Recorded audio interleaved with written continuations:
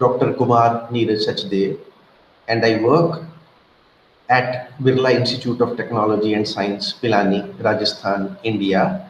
And the title of my paper that I am presenting to you all today is A Philosophical Perspective of Value-Oriented Conduct of Educators in Higher Education. Before I get into the detail of this paper, I must thank the organizers of this conference for giving me the opportunity, particularly during this period of crisis when we are not really able to interact with each other, when we are not really able to meet each other. They have created this online platform to enable us to interact with each other online and share with each other the views that we can uh, that we talk about. So this is something that I'm really, because of this, I'm really feeling grateful to the organizers, and I am really thankful to them. The paper that I am presenting to all of you today is, I repeat the title, A Philosophical Perspective of Value-Oriented Conduct of Educators in Higher Education. To begin with something very introductory, that when we see education, it means to bring up or develop in the human being those habits and attitudes with which he may live a good human life in the world. This is not something to be talked about in a school or in a college, but in the general sense that we see can happen even in the case of a family also, where a human being is uh, learning to live a good human life, right from a very basic sense of training also, maybe in regard to how to really eat food or how to really keep himself clean. All those things he gets to learn right from the beginning itself, and that can be considered as a part of education. In a formal sense, the educators and the students in an interactive learning environment represent the working of educational institutions in order to learn to individually and collectively improve upon the living conditions of humans on the planet Earth. This is something more formal, as we can see, something happening in the schools or colleges or universities, where we are looking upon this kind of interactive learning environment where we constantly help each other in an interactive mode to improve upon the living conditions continuously, because this is something very natural to us as human beings, that we improvise, and that we also do in the case of education. Before we go further, we may also observe that in the case of education, it is no longer the case of a very fixed pool of information and knowledge, the way it used to be earlier. Whatever may be the civilization that we may look upon, whether Indian or Western or Indian, but it is nowadays appearing to be dynamic in nature, that the pool of information and knowledge has to be updated continuously.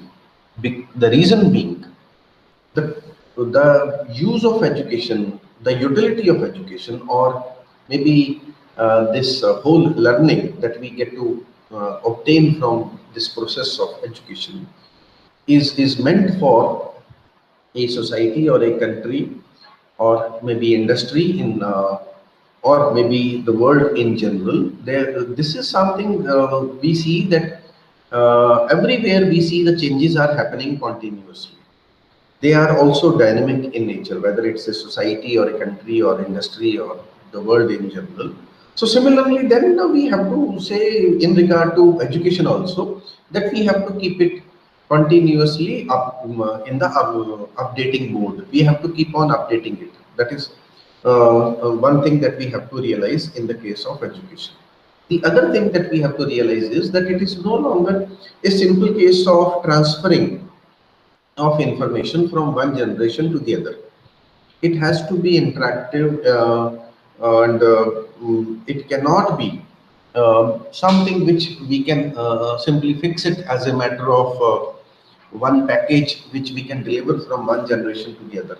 It was maybe happening earlier when the countries or societies were not changing so very fast, or the industries were not changing so very fast. But now, as we see, particularly when we see the incoming of information technology, the change is the norm everywhere, whether it is society or country or industry or in general. Correspondingly, then the education has to be again very, very dynamic, and then it has to be very interactive. Um, it cannot be a simply a question of delivering the content from one generation to the other, but rather it has to be the sharing of content by both the educators and the students in an interactive manner. So it cannot be one way track from the educators to the students. It has to be interactive. It has to be dynamic. That is the point which I am trying to make. Now, in this interactive learning environment, we see that education is all about teaching and training to collect information or gain knowledge or develop skills. And for this purpose, when we come to the side of ethics part, when we say education ethics, then we are focusing upon value-oriented conduct. That is the ethical part. And there can be value neutral conduct also. If it is possible in education, it is possible in other areas of human life also. When we say value oriented conduct, that is helping us, for example, to keep a check on material interests, because material interests are prevalent in all the areas, including the area of education also. So when the material interests are dominating and educational interests are somewhere getting influenced by material interests, then there is always a possibility of developing skills or gaining knowledge or even collecting information to be influenced in a very different way. It will not be simply for the purpose of information or for the purpose of knowledge itself. It will be for the purpose of satisfying some material interest as such. We can compare it with the game of cricket also, that we can play cricket for the sake of money. That means the material interest is dominating. But we can also play cricket for the sake of enjoying cricket, for the sake of excelling in the learning of the skills of cricket. That is also something which is possible, where in that regard the material interest will not be dominating. That is the same thing which is happening in the case of education also. So there are four fundamental ethical concerns which can really bring to the fore what we mean by this value-oriented conduct of the educator, because we are focusing upon the educator who is a professional. We are trying to examine his conduct as a professional from the ethical perspective. And when we look at it, we can have four areas. For example, seek information and knowledge. This is something very fundamental that is expected of him. Then he is supposed to act in coordination. So whether he is acting in coordination with his colleagues or with students or with other people in the educational institution, that has to be the focus that he has to keep in mind. Then he has to also look upon the third one, that is be disciplined. So he has to show certain discipline also, and then commitment and sense of belonging. So that is also something is required, that he has to show his commitment not only to information and knowledge, but also to the educational institution where he is working, but also to the purpose of education for which he is engaged, and also, for example, to the inherent value of education. So all that has to be there in the matter of as a matter of commitment or as a sense of belonging. So broadly speaking, these are the uh, concerns which dominate his conduct in the way of value-oriented conduct. Now, when we look upon value-oriented conduct, we can see maybe further we can understand with reference to the, for example, first of all, we shall go for the perspectives of higher education. Then we shall talk about the ends of higher education. Then in the last part, we shall talk about the ethical relation between the educator and the students in educational institutions for higher education. So the ethical relation we shall examine by referring to two fundamental concerns that we'll be talking about. So these are the three, broadly speaking, the set of ideas that we shall get into in order to make sense of the value-oriented conduct of educators. So looking upon the perspectives first, in a very narrow sense, when we look upon the perspective of education, it says that it is all about providing students with the intellectual tools, which are considered to be useful to do mostly paid work in the world. This is something that we get to see happening in many uh, educational institutions where the focus is upon somehow helping the students to finally get engaged in work, and that is mostly the paid work that they should be able to find, they should be able to engage in paid work in the world. That is the mostly the purpose, and that is why we get to see sometimes the dominance of material interests over educational interests also. But when we look upon the broad perspective of higher education, we see that it demands the becoming of students as informed individuals, as informed citizens who can really contribute in the functioning of a democratic government in a society, and thereby become also useful members of human community as such.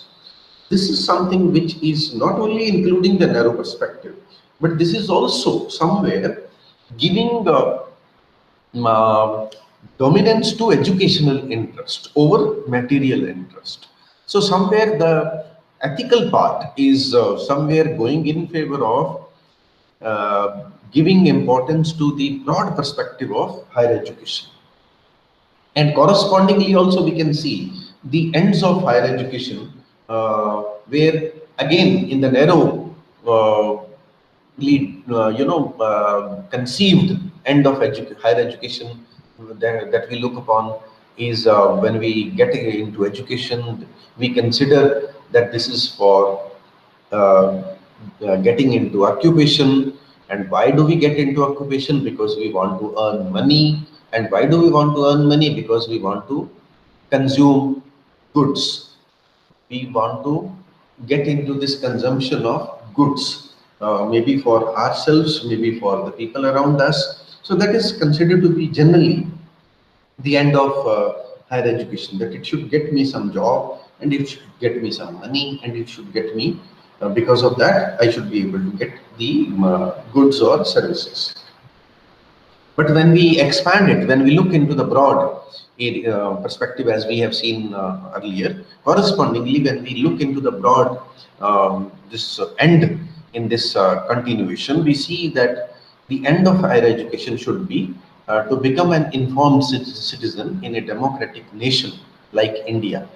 The citizen should have his or her own judgment on social, economic, and political issues. That should be the end of education. And then this should also be the end of education, that the communication and sympathy with all members of human community should be somehow served as an end of higher education.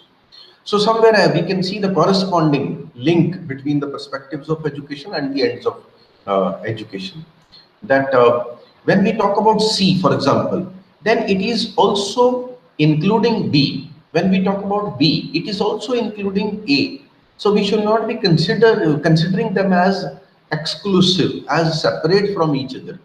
Rather, it's a question of enlarging the circle of ends of higher education. That we can expand the circle of ends of higher education from A to B to C. Then, on the basis of perspectives of higher education and the ends of higher education, we can infer that informed human life emerges in an understanding and realization of perspectives and ends. Then, this is ethics in higher education is needed for living an informed life of not only a citizen but a member of human community as well. So coming to the part of this educator and students, after all, how are they related? We must also note and observe that they are playing complementary role in this holistic endeavor to live an informed human life. So when we focus upon educators in higher education as a matter of value-oriented conduct of educators, we get to see that they are playing various roles when they are dealing with students such as teacher, mentor, advisor, counselor, and perhaps even employer. Because when they are, for example, maybe when they are employing students as research assistants, then they become employers also. So essentially, we can of course observe that educator expects students to listen, read, reflect, question, research, and do other things in order to learn.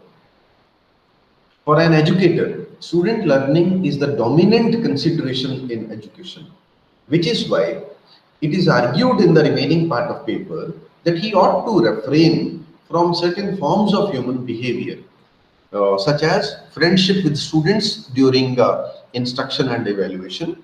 Second, he should refrain from advocacy of his views in the classroom.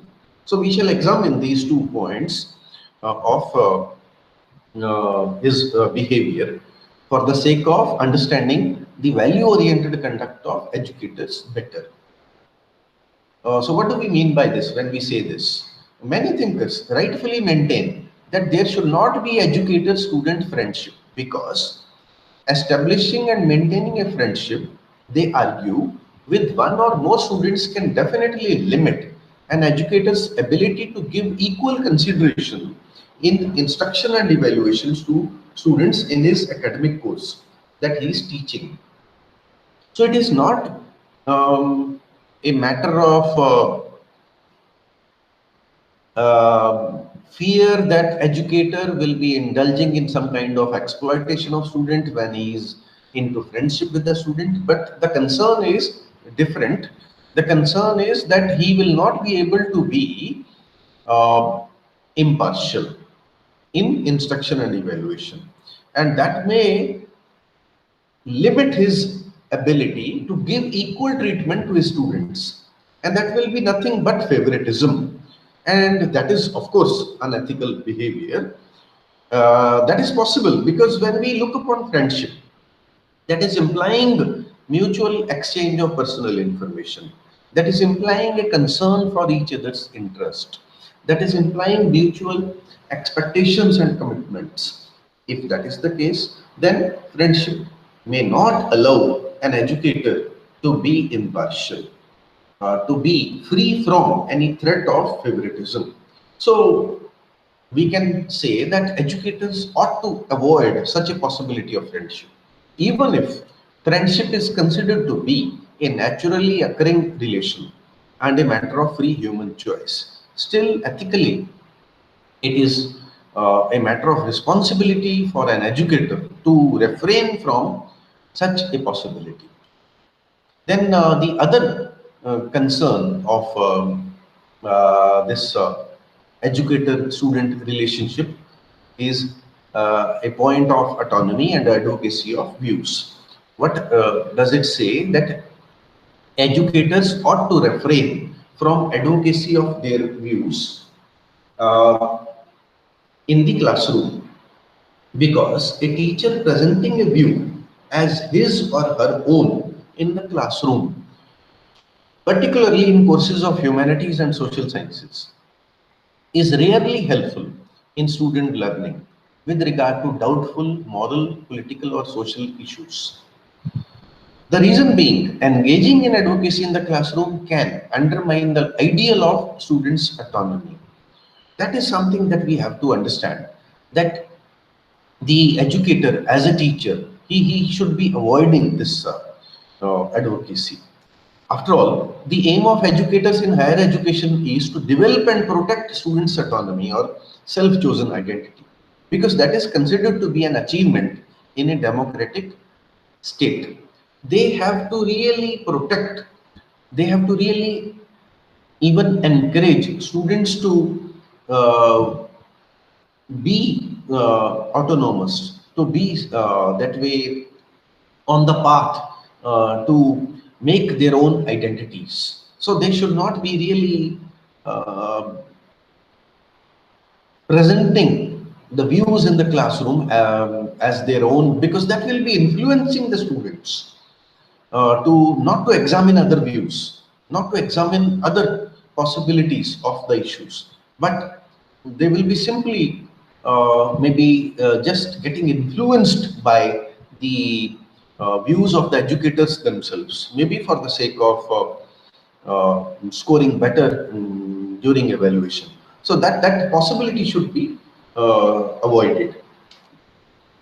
So on the basis of all this, we can conclude that ethical considerations in higher education bring to the fore the importance of understanding both the perspectives of higher education, realizing all the three ends of higher education in a holistic manner, then appreciating fairness and impartiality of teachers, and encouraging autonomy of students in educational institutions for higher education, particularly during teaching of humanities and social sciences courses. If we look upon all these ideas, they can definitely contribute in the value-oriented conduct of an educator. That is the whole purpose of this paper, and I am hoping that this will be serving some purpose in that direction. Thank you. I stop here.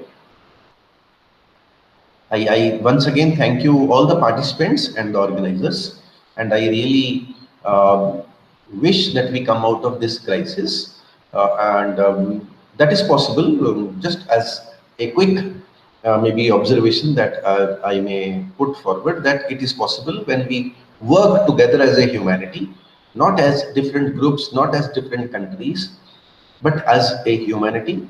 If we really work together, we can definitely come out of this crisis. Um, uh, that is all that I have to say. I close the session. Thank you. Thank you, all of you.